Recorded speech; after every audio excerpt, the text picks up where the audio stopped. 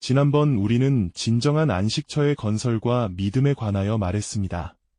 그런데 한 가지 질문이 생깁니다. 믿음이라는 것이 과연 그렇게 쉽게 선택할 수 있는 것일까요?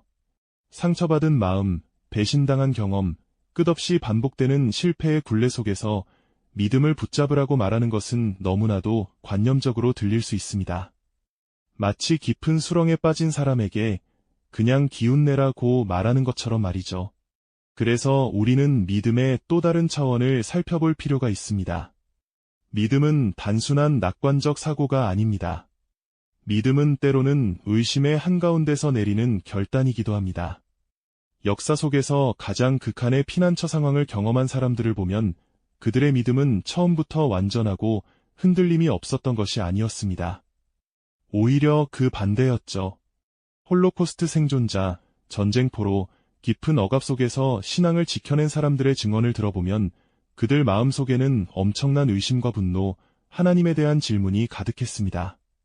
하나님, 당신은 어디 계십니까? 왜 이런 일을 허락하십니까?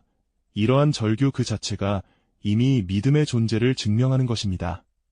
완전한 무신론자라면 저런 질문조차 하지 않을 테니까요.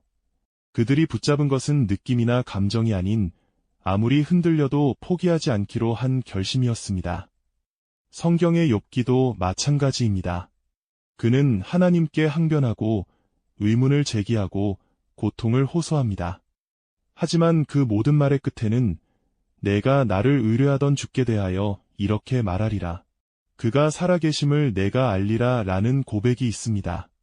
즉, 아무리 이해할 수 없고 아파도 그분이 존재하신다는 사실 자체를 부인하지 않겠다는 결단이죠. 이것이 피난처로서의 믿음이 갖는 강인함입니다. 그것은 감정의 기복을 뛰어넘는 의지의 선택입니다. 이러한 관점에서 보면 피난처를 건설한다는 것은 매우 능동적이고 끈질긴 과정입니다. 마치 황무지에 우물을 파는 것과 같죠. 그것은 단순한 마음의 평안을 넘어서 매우 구체적인 선택과 행동으로 이어집니다. 첫째, 두려움에 대한 대응 방식이 달라집니다. 피난처가 없는 사람은 두려움을 외면하거나 그것에 완전히 압도당해 마비됩니다. 하지만 내면에 흔들리지 않는 의지처가 있다는 것을 아는 사람은 두려움을 직면할 수 있는 용기를 얻습니다. 내가 지금 무서운 것은 사실이지만 이 두려움이 나를 완전히 집어삼킬 수는 없다. 나를 지탱하는 것이 그것보다 더 크기 때문이다. 라는 인식을 갖게 되죠. 이는 실제로 위기 상황에서 합리적인 판단과 행동을 가능하게 합니다. 둘째, 상실에 대한 회복 탄력성이 생깁니다. 삶에는 피할 수 없는 상실이 있습니다. 사랑하는 사람을 잃거나 건강을 잃거나 꿈꾸던 미래를 잃을 수 있습니다. 피난처가 없는 사람에게 이러한 상실은 세계의 붕괴와 같습니다. 하지만 믿음의 피난처를 가진 사람에게 상실은 비록 고통스럽고 참기 어려운 것이지만 그 자체가 끝이 아니라는 것을 알게 됩니다.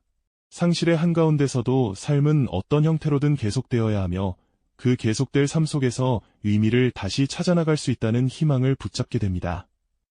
이 희망은 막연한 소망이 아니라 하나님은 죽음과 절망의 상황 속에서도 생명을 창조하시는 분이시라는 믿음에서 비롯된 것입니다. 셋째, 타인과의 관계에서 자유로워질 수 있습니다. 우리는 종종 다른 사람의 시선, 인정, 사랑을 우리의 최종적 가치 기준으로 삼아 그것이 우리의 피난처가 되어버리는 함정에 빠집니다.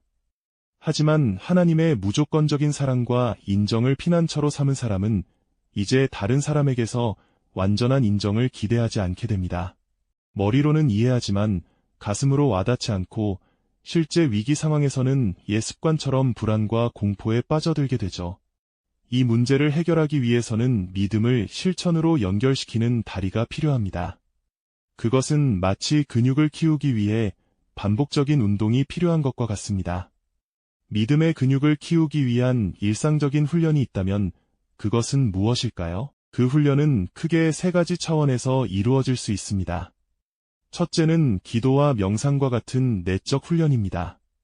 이는 단순히 요구사항을 나열하는 것이 아니라 그분 앞에 조용히 앉아 자신의 모든 두려움과 상처, 약함을 내려놓는 연습입니다. 마치 가장 안전한 곳에서 가장 추한 모습을 보여도 괜찮다는 것을 체험하는 시간이죠.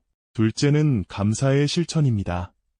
믿음의 피난처는 과거와 현재의 삶을 새로운 시각으로 바라보게 합니다. 모든 것이 나의 통제하에 있어야 안전하다는 집착에서 벗어나 이미 주어진 삶의 선물들, 작은 기적들에 주목하는 훈련은 우리로 하여금 근본적인 불안보다는 근본적인 신뢰를 배양하게 합니다. 셋째는 공동체 안에서의 취약함의 나눔입니다. 믿음은 고립 속에서가 아니라 관계 속에서 단련됩니다. 나의 의심, 나의 실패, 나의 두려움을 신뢰할 수 있는 공동체 앞에서 숨김없이 드러낼 때 우리는 이론이 아닌 실제로 너의 약함이 있어도 괜찮다, 우리가 함께 지탱할 것이다라는 하나님의 방식을 체험하게 됩니다. 결국 십승지를 찾아 헤매던 우리의 여정은 결국 우리 자신의 내면으로, 그리고 우리를 둘러싼 관계의 의미로 기결되었습니다. 완벽한 지리적 조건도 불변의 인간관계도 결국 우리가 바라는 절대적 안전을 보장할 수는 없습니다. 그러나 그 불완전함의 한가운데서도 우리를 향한 변함없는 사랑과 지지가 존재한다는 믿음을 붙잡을 때 비로소 우리는 어떤 폭풍 속에서도 무너지지 않는 내적 주춧돌을 얻게 됩니다. 그것이 진정한 피난처입니다. 여러분이 지금 서 있는 곳이 어디든 마음속에 이 믿음의 우물을 파는 작업은 지금 이 순간부터 시작할 수 있습니다. 첫 삽을 뜨는 것은 두려울 수 있지만 그 삽이 내려갈 때마다 당신은 더 이상 고아가 아닌 소속된 자로서의 자신을 발견하게 될 것입니다. 감사합니다.